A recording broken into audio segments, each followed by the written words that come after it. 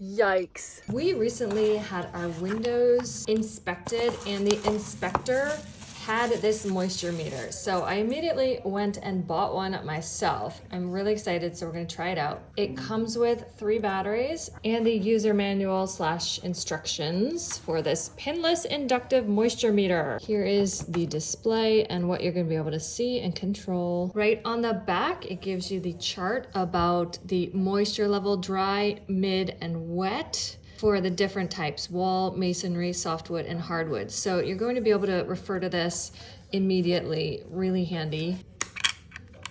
It does take 3 AAA batteries, so no need to worry about charging or anything. There we go. You are immediately ready to go. Right here, you change the mode and it shows you right there: masonry, softwood, hardwood, wall. Let's just go and start testing it. So here we're going to do wall, and then you just put it flat there. Okay, that is what we want to see. Nice. So this window is good. Let's go. Oh, nice.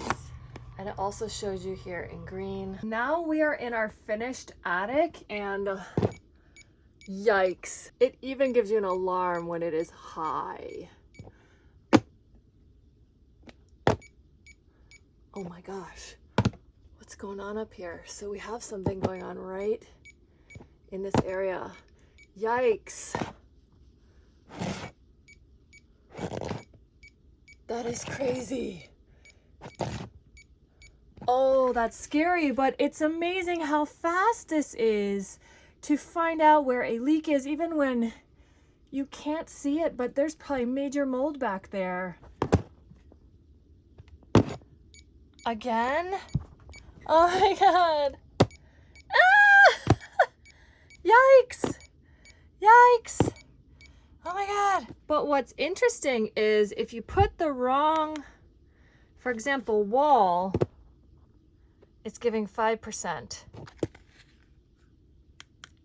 Masonry, 6.